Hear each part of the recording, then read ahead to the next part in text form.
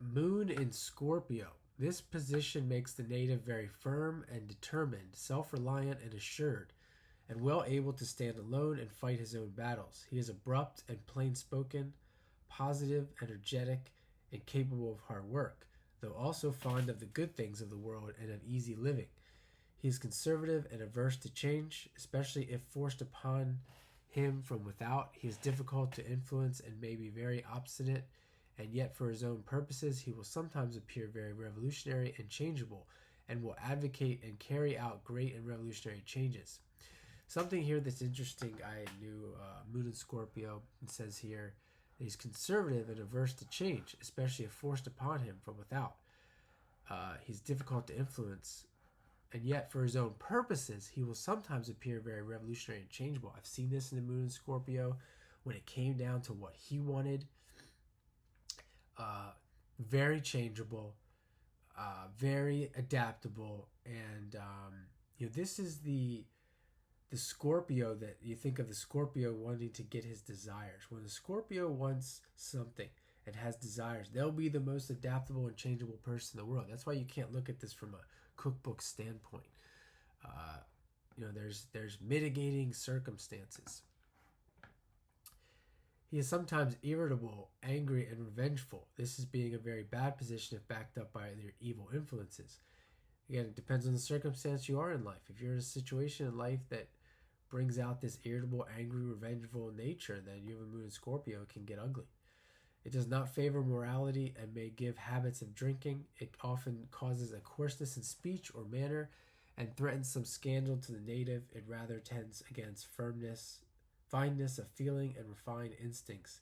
It inclines to mediumship, psychism, and occultism. A death occurs in the native's family or in the ranks of their close associates shortly before or soon after his birth or early in his life, and has much to do with death, acts as an executor, is frequently brought into relation with the dead, or may follow some occupation connected with the dead. I mean, this could be true. This could also be this idea of abandonment, being abandoned as a child from the father and the mother, fear of abandonment, just some experience of feeling of being abandoned young in the life. It attracts the opposite sex in any horoscope, favors marriage in a male horoscope, but threatens disharmony in the marriage or in the relations with the opposite sex. I saw this as well. Favors marriage. I've seen people that have really, you never would expect them to get married, or at least something around the marriage, and then all of a sudden they're married, they're a completely different person. Marriage becomes paramount in the life, this emotional life, this emotional living. In a male chart, says it threatens disharmony in the married state or in the relations with the opposite sex. I don't think the marriage is necessarily an easy one, but what the Moon in Scorpio will do is they'll concede to the partner, especially the male. They'll concede to the woman in all cases to make things, again, going back here to, for his own purposes, he will sometimes appear to be changeable.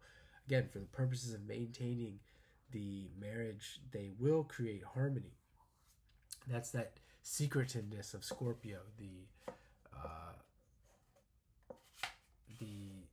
That's really what it is. The words avoided me, but the point of doing things and not openly talking about them, of what you're really doing to maintain what you want. And that is Scorpio Moon here, reading from Alan Leo's Astrology for All. I'm trying to think of some other Scorpio moons that I've known, or just Pluto Moon, Scorpio people in general. Make no mistake about it, the Scorpio Moon knows what they're doing. Can they ever really be trusted when it comes down to their desires? I'm not sure, because the desires of the Scorpio Moon are going to take precedence. I mean, that's the case with all people, depending on how strong those desires are. So that is Scorpio Moon. Thanks for watching.